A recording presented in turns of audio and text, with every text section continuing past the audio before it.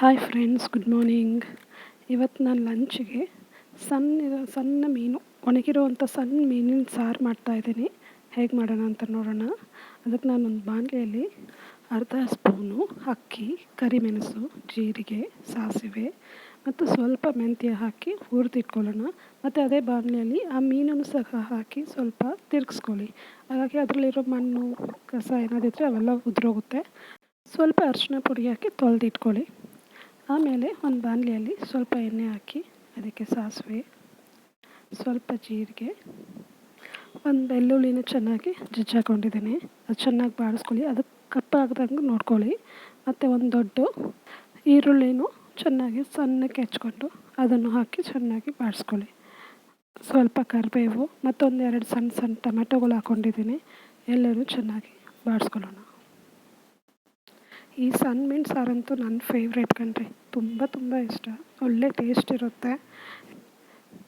ಹೆಚ್ಚಾದ ಮಸಾಲೆ ಇಲ್ಲದೆ ಬರೀ ತೆಂಗಿನಕಾಯಿನ ಮಾತ್ರ ರುಬ್ಬಾಕಿ ಮಾಡಿರೋದ್ರಿಂದ ಈ ಸಾರು ತುಂಬ ಟೇಸ್ಟಿಯಾಗಿರುತ್ತೆ. ನೀವು ಮನೇಲಿ ಒಂದು ಸತಿ ಟ್ರೈ ಮಾಡಿ ನೋಡಿ, ನಿಮಗೂ ತುಂಬ ಇಷ್ಟ ಆಗುತ್ತೆ. ಈಗ ಟೊಮೆಟೊ ಚೆನ್ನಾಗಿ ಬಾಡಿಸಿದಾದ್ಮೇಲೆ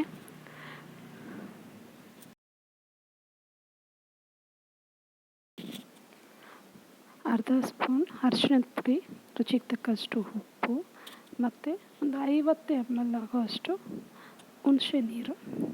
ಹುಣಸೆಹಣ್ಣು ನಾನು ಇಲ್ಲಿ ಕಪ್ಪು ಹಳೆ ಹುಣಸೆಹಣ್ಣನ್ನು ಬಳಸಿದ್ದೀನಿ. ನಿಮಗೆ ಬೇಕಾದರೆ ಬಿಳಿಯಾಗಿರೋದು ಹೊಸ ಹುಣಸೆ ಹಣ್ಣನ್ನು ಯೂಸ್ ಮಾಡ್ಕೋಬೋದು.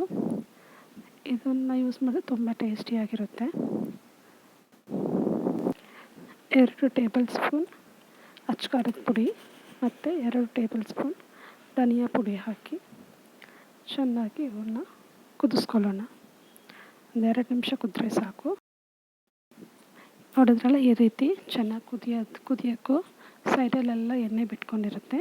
ಈಗ ನಾವು ರುಬ್ಬಿರುವಂಥ ತೆಂಗಿನಕಾಯಿನ ಇದಕ್ಕೆ ಸೇರಿಸ್ಕೊಳ್ಳೋಣ. ಸೇರಿಸಿದಾದ್ಮೇಲೆ ಸ್ವಲ್ಪ ನೀರು, ನಮಗೆ ಎಷ್ಟು ಬೇಕಾಗುತ್ತೋ ಅಷ್ಟು ನೀರು, ಸಾರಿಗೆ ಎಷ್ಟಾಗುತ್ತೋ. ಸ್ವಲ್ಪ ಗಟ್ಟಿ ಇದ್ದರೆ ಚೆನ್ನಾಗಿರುತ್ತೆ. ಹಾಗಾಗಿ ನಾನೊಂದು 400 ml ಆಗುವಷ್ಟು ನೀರು ಹಾಕ್ಕೊಂಡಿದ್ದೀನಿ. ಅದರ ಜೊತೆಗೆ ಸ್ವಲ್ಪ ಶುಂಠಿ, 1 ಇಂಚ್ ಆಗೋಷ್ಟು ಶುಂಠಿನ ಸಣ್ಣಕ್ಕೆ ಹೆಚ್ಚಾಕೊಂಡಿದ್ದೀನಿ. ಮತ್ತು ಸಾಂಬಾರು ಈರುಳ್ಳಿ ಅಂತ ಹೇಳ್ತಾರಲ್ಲ, ಸಣ್ಣ ಈರುಳ್ಳಿನೂ ಒಂದು 10-15 ಹಾಕಿದ್ದೀನಿ. ಇದು ಆಪ್ಷನಲ್ಲೇ, ನಿಮಗೆ ಬೇಕಾದರೆ ಹಾಕೋಬೋದು, ಇಲ್ಲಾಂದರೆ ಬೇಡ. ಅದ್ರ ಜೊತೆ ನಾವು ಹುರಿದು ಪುಡಿ ಮಾಡಿಟ್ಟಿರುವಂಥ ಪೌಡ್ರನ್ನು ಹಾಕಿ ಚೆನ್ನಾಗಿ ತಿರುಗಿಸ್ಕೊಳ್ಳಿ. ಚೆನ್ನಾಗಿ ಕುದಿಯೋಕ್ಕೂ ಆ ಸಣ್ಣ ಮೀನು ನಾವೇನು ತೊಳೆದಿಟ್ಟಿದ್ದೀವಲ್ಲ ಅದನ್ನು ಹಾಕಿ ಒಂದು 5 ನಿಮಿಷ ಹಾಗೆ ತಿರುಗಿಸಿ ಮುಚ್ಚಿಟ್ಬಿಡಿ.